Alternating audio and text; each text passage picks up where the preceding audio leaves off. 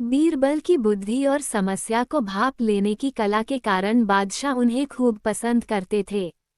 इसी कारण से दूसरे लोग बीरबल से उतना ही जलते थे। इन जलने वालों में से एक अकबर का साला भी था। वो हमेशा से ही बीरबल को मिला हुआ खास स्थान लेना चाहता था। बादशाह जानते थे कि बीरबल जैसा कोई और नहीं हो सकता है। वो अपने साले को भी ये बात समझाने की कोशिश करते थे, लेकिन उनका साला हमेशा कहता था कि वो भी काफी बुद्धिमान है।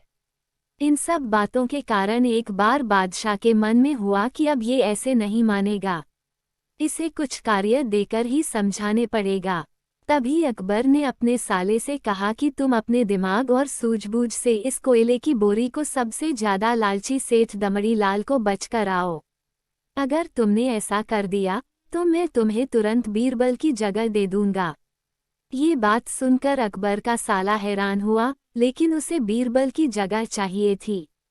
इसी सोच के साथ वो कोयले की बोरी लेकर सेठ के पास पहुंच गया। सेठ ऐसे ही किसी की भी बातों में आने वाला नहीं था, इसलिए उसने उसे खरीदने से मना कर दिया। अब अपना उदास चेहरा लेकर अकबर का साला महल लौट आया। उसने कहा कि मैं इसे नहीं बेच पाया।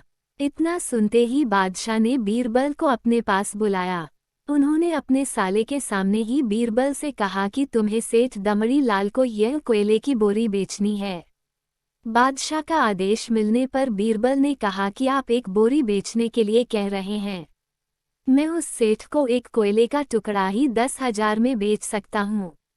ये बात सुनकर अकबर का साला दंग रह गया। अकबर ने कहा कि ठीक है, तुम एक ही कोयले का टुकड़ा बेच आओ। बादशाह का आदेश मिलते ही एक कोयले का टुकड़ा उठाकर बीरबल वहां से चले गए। उन्होंने सबसे पहले एक मलमल के कपड़े का कुर्ता अपने लिए सिलवाया। फिर उसे पहनकर अपने गले में हीरे मोती की मालाएं डाल ली और महंगे दिखने वाले जूते भी पहन लिए। इतना सब करने के बाद बीरबल ने उस कोयले के टुकड़े को सुरमा यानी काजल की तरह बारीक पीसकर एक कांच की डिब्बी में डलवा लिया। इसी भेष में वो महल के मेहमान घर में आ गए। फिर बीरबल ने एक इश्तिहार दिया कि बगदाद में एक जाने माने शेख पहुंचे हैं जो जादुई सुरमा बेचते हैं। सुरमे की खासियत में बीरबल ने लिखवाया कि इसे लगाने वाला अपने पूर्वजों को देख सकता है। यदि पूर्वजों ने कोई धन छुपा कर रखा है तो वो उसका पता भी बता देंगे। इस इश्तिहार के सामने आते ही पूरे नगर में बीरबल के शेख रूप और चमत्कारी सुरमे की ही बात होने लगी। सेठ दमड़ी लाल तक भी यह बात पहुंच गई। उसके मन में हुआ, जरूर मेरे पूर्वज ने धन गाड़ रखा होगा, मुझे तुरंत शेख से संपर्क करना चाहिए। इतना सोचकर दमड़ी लाल शेख बने बीरबल के पास पहुंचा। बीरबल ने जानबूझकर उन्हें पहचाना नहीं। सेठ ने शेख से कहा कि मुझे सुरमे की डिब्बी चाहिए। शेख ने जवाब दिया, बिल्कुल लीजिए, लेकिन एक डिब्बी की कीमत 10,000 रुपये है। सेठ काफी चालाक था। उसने शेख से कहा कि मैं पहले सुरमा आंखों पर लगाना चाहता हूँ, उसके बाद पूर्वजों के दिखने पर ही मैं 10,000 रुपये दूंगा।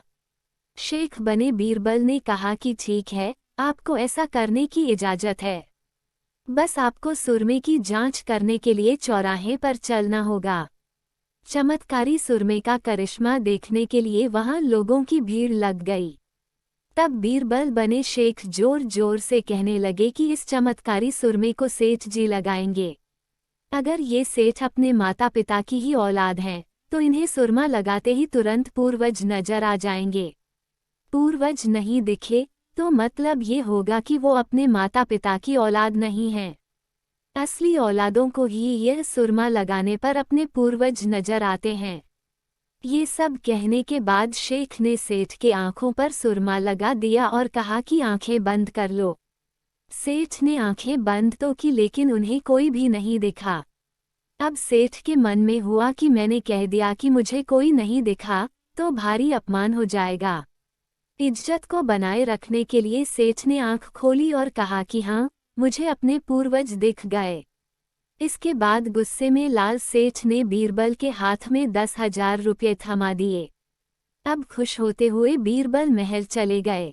उन्होंने कहा कि लीजिए बादशाह, एक कोयले के 10,000 रुपये और सारा किस्सा सुना दिया। ये देखते ही बादशाह का साला मुंह बनाकर महल से चला गया। उसके बाद से उसने कभी भी बीरबल की जगह लेने की बात अकबर से नहीं की। कहानी से सीख: किसी से ईर्ष्या नहीं करनी चाहिए और अपनी काबिलियत को साबित करने के लिए बुद्धि का उपयोग करना जरूरी है।